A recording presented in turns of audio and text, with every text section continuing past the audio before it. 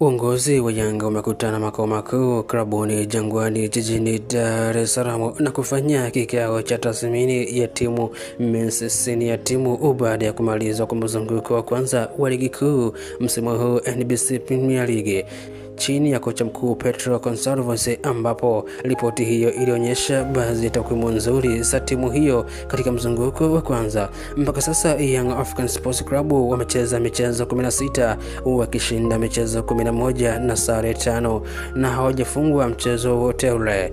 Vilevile timu ya Yanga ndio timu iliyofunga magoli mengi zaidi kwenye ligi kuu NBC Premier League mpaka sasa, magoli 32, kwa na rekodi nzuri pia ya kuruhusu magoli machache kuliko timu nyingine, magoli 3 tu. Hata hivyo, baada ya kupitia kwa ripoti hiyo, benchi la ufundi uongozi umebaini changamoto kadhaa zilizoisumbua timu katika mzunguko wa kwanza wa ligi.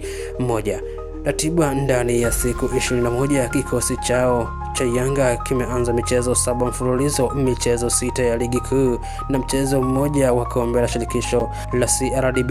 Ratiba hii pia ilijumlisha na safari ya umbali wa kilomita 1462 kutoka mkoa mmoja kwenda mwingine kwa ajili ya mechi za ugenini. Uongozi unaamini safari hizi na ratiba kubana kulipunguza ufanisi wa wachezaji kutokana na uchovu uliopatikana. Una maoni gani kuhusiana na tathmini ambayo umeifanya Yanga katika mbio za kuwania ubingwa wa ligi kuu NBC Premier League katika mzunguko wa kwanza, kwa jinsi ambavyo timu hii imepambana? Una maoni gani kuhusiana na timu hii ya wananchi Yanga, mabingwa watetezi NBC Premier League? Tutumie maoni yako hapo, tudondoshe comment yako kuhusiana na tathmini zao walizozifanya, halafu nasi tutapitia maoni yako na tutakujibu.